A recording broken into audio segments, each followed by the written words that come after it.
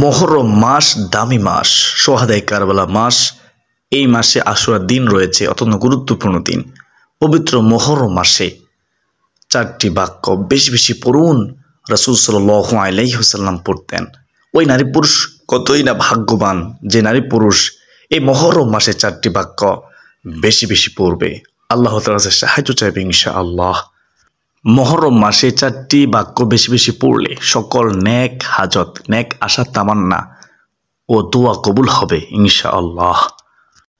মুহররম মাসে, এই সম্মানিত মাসে 4টি বাক্য বেশি বেশি পড়লে জীবনের সমস্ত গুনাহ মাফ হবে। চোখের গুনাহ, জবানের গুনাহ, হাতের গুনাহ, পায়ের গুনাহ, সগীরা কবিরা, জানা অজানা, শিরকে বেদাতে, জানা ব্যভিচারের সমস্ত গুনাহ আল্লাহ রাব্বুল আলামিন মাফ করে দিয়ে আমলনামায় নেকি দ্বারা ভরপুর করে দিবেন। সুবহানাল্লাহ। তো প্রিয় দর্শক, আজকের ভিডিওটি অনেক গুরুত্বপূর্ণ ভিডিও, তাই অনুরোধ করব ধৈর্য সহকারে ভিডিওটি শেষ পর্যন্ত দেখতে থাকুন মনোযোগ সহকারে, এবং কমেন্টে আলহামদুলিল্লাহ লিখুন এবং ভিডিওতে একটি লাইক করে দিন। মূল আলোচনা যাওয়ার পূর্বে চলুন একটু প্রার্থনা করে নেই। হে মহান দয়ালু প্রেমময় আল্লাহ, আপনি মুহররম মাসের উসিলায়, এই সম্মানিত মাসের উসিলায় আমাদের সকলের দুঃখ কষ্ট, পেরেশানি, হতাশা, দুশ্চিন্তা দূর করে দিন, আমাদের গুনাহ মাফ করে দিন। সকলে বলি আল্লাহুম্মা আমিন। তো প্রিয়দিনী ভাই বোন, চলুন আমরা বিস্তারিত জেনে নেই। ব্যস্তবদের সুপ্রদিনী ভাই বোন, প্রথমত আমরা আশুরা দিন সম্পর্কে সংক্ষেপে জেনে নেই, তারপর সেই ফজিলতপূর্ণ 4টি বাক্য সম্পর্কে জানবো ইনশাআল্লাহ। আমি বলে দেব। পবিত্র আশুরা বা মুহররম মাসের 10 তারিখ ইসলামের ইতিহাসে এই দিনটি অত্যন্ত গুরুত্বপূর্ণ। পবিত্র আশুরার এই দিনে ইসলামের ইতিহাসে অনেক অলৌকিক ঘটনা ঘটেছে। আশুরার দিনে কিছু উল্লেখযোগ্য ঘটনা তুলে ধরা হলো, শূন্য মনোযোগ দিয়ে শুনে অবাক হয়ে যাবেন। পবিত্র আশুরার দিনে আল্লাহ তাআলা হযরত মূসা আলাইহিস সালাম ও বনী ইসরাঈলকে ফেরাউনের অত্যাচার থেকে মুক্ত করেছিলেন। সুবহানাল্লাহ। মূসা পয়গম্বর আলাইহিস সালাম এর দোয়ার বরকতে মহান আল্লাহ তাআলা লোহিত সাগরকে বিভক্ত করে দিয়েছিলেন এবং মূসা আলাইহিস সালাম ও তার অনুসারীরা নিরাপদে পার হতে পেরেছিলেন, কিন্তু ফেরাউন ও তার বাহিনী ডুবে মারা গিয়েছিল। নবী হযরত নূহ আলাইহিস সালাম এর কিস্তি 40 দিন ও 40 রাতের বন্যার পর যদি পর্বতে অবতরণ করেছিল। আশুরার এই পবিত্র এই দিনে এই ঘটনাটি আল্লাহর রহমত এবং নবী হযরত নূহ আলাইহিস সালামের ধৈর্যের উদাহরণ হিসেবে উল্লেখিত। সুবহানাল্লাহ। পবিত্র আশুরার দিন আল্লাহ তাআলা হযরত ইব্রাহিম আলাইহিস সালামকে নমরুদের অগ্নিকুণ্ড থেকে রক্ষা করেছিলেন। আল্লাহর আদেশে আগুন ঠান্ডা হয়ে হযরত ইব্রাহিম পয়গম্বর আলাইহিস সালামের জন্য শান্তি হয়ে যায়। আগুন কি হয়ে যায়? শীতল হয়ে যায়। সুবহানাল্লাহ। হযরত ইউনুস আলাইহিস সালামকে একটি বড় মাছ গিলে ফেলেছিল। অনেক দিন সেই মাছের পেটে থাকার পর আল্লাহর আদেশে তাকে মুক্তি দিয়েছিলেন মহান আল্লাহ তাআলা এই পবিত্র আশুরার এই দিনে 10 মুহররমে। সুবহানাল্লাহ। হযরত ঈসা আলাইহিস সালামকে পবিত্র আশুরার দিন আল্লাহ তাআলা আসমানে তুলে নেওয়া হয়েছিল বলে অনেক বর্ণনায় উল্লেখ রয়েছে।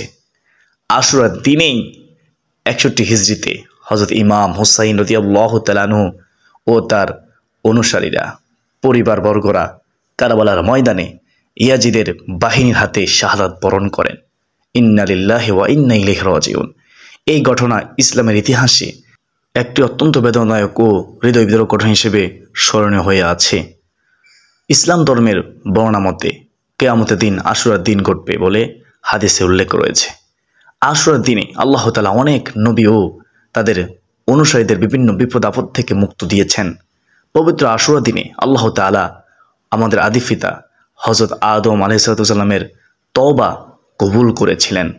সুবহানাল্লাহ, সুবহানাল্লাহ। এই ঘটনাগুলো পবিত্র আশুরার দিনকে মুসলমানদের নিকট অত্যন্ত গুরুত্ববহ এবং তাৎপর্যপূর্ণ করে তুলেছে। আমরা যেন উল্লেখিত ঘটনাসমূহ থেকে শিক্ষা গ্রহণ করতে পারি, আমল করতে পারি। আমিন।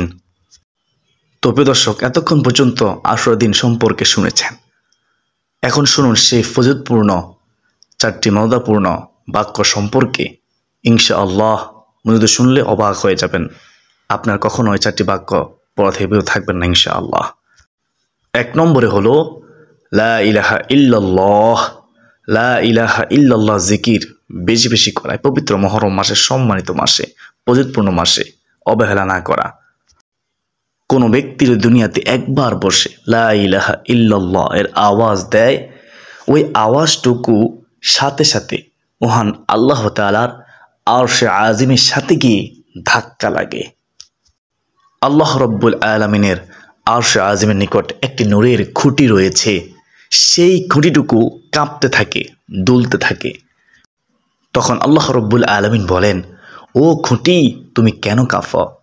ওই খুঁটিটুকু তখন বলতে থাকে, হে মহান রব্বুল আলামিন, হে আমার রব, দুনিয়াতে আপনার একজন বান্দা অথবা বান্দি লা ইলাহা ইল্লাল্লাহ এর আওয়াজ দিয়েছে, তাই আমি কাঁপতেছি।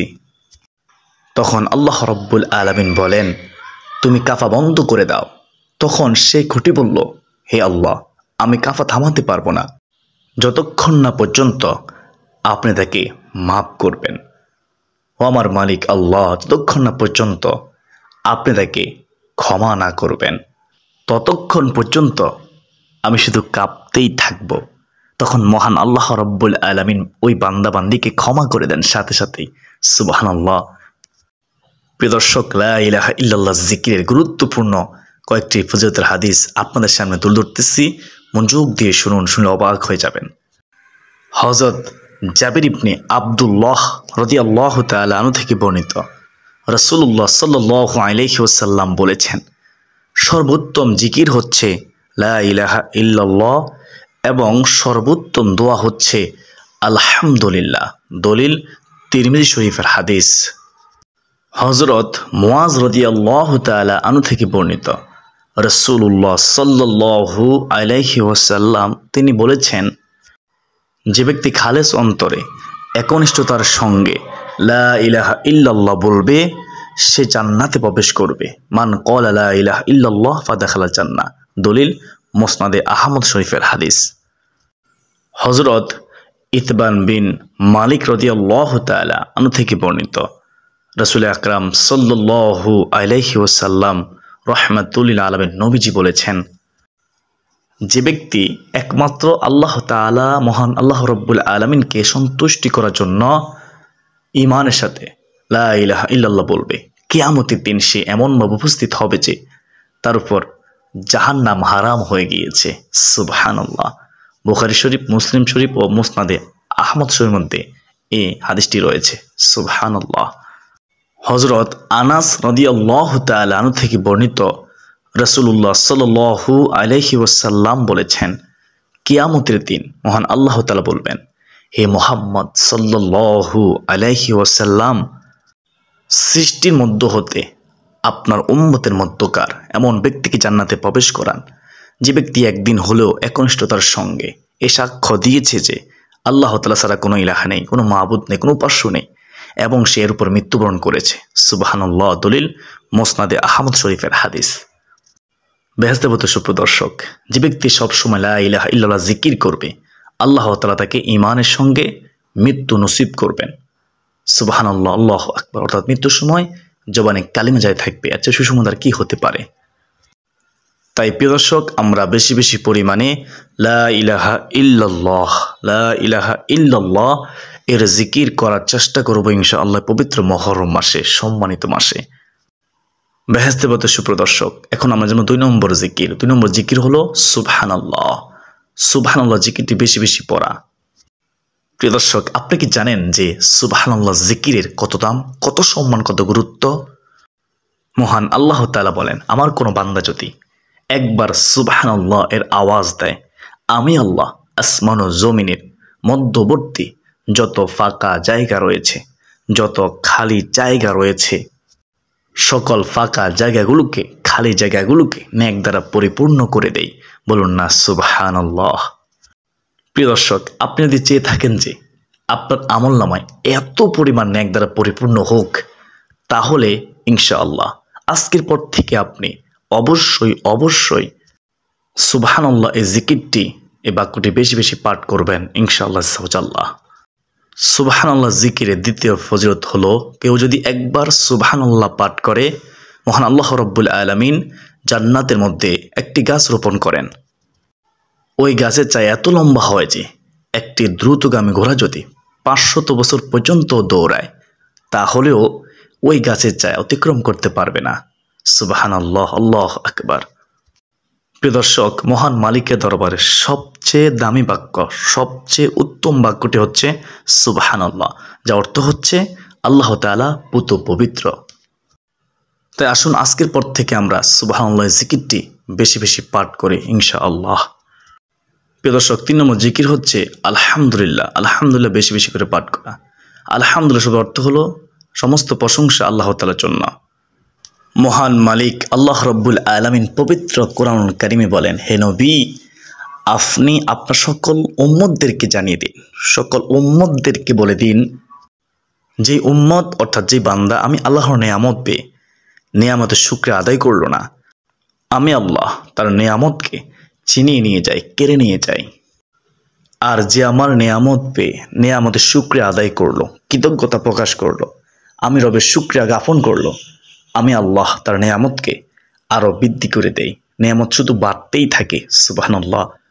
আমরা তাই আলহামদুলিল্লাহ জিকিরটি বেশি বেশি করব।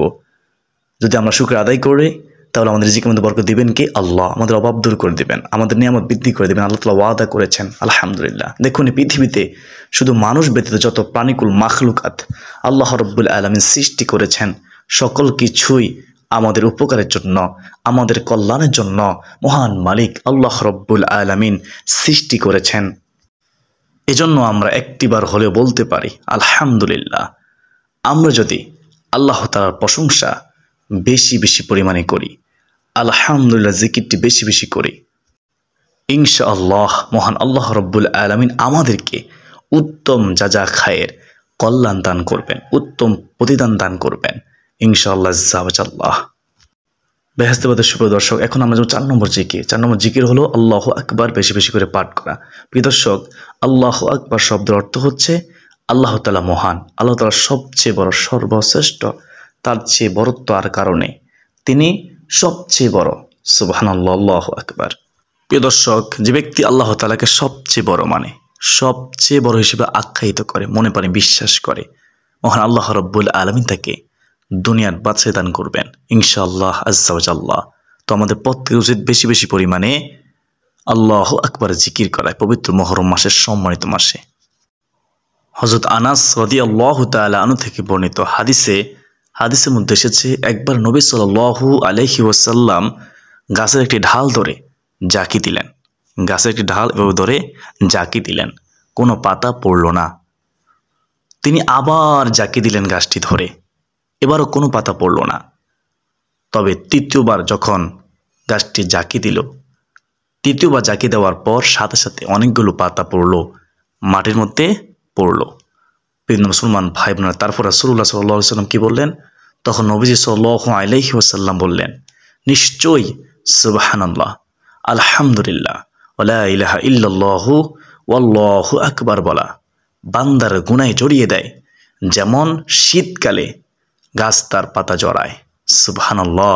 শীতকালে যেভাবে গাছের পাতা ঝরে যায়, ঠিক সেইভাবে জীবনে গুনাহগুলো ঝরে যায় এই 4টি বাক্যর ওসিলায়। আল্লাহ তাআলা এত খুশি হয় 4টি বাক্য পাঠ করলে।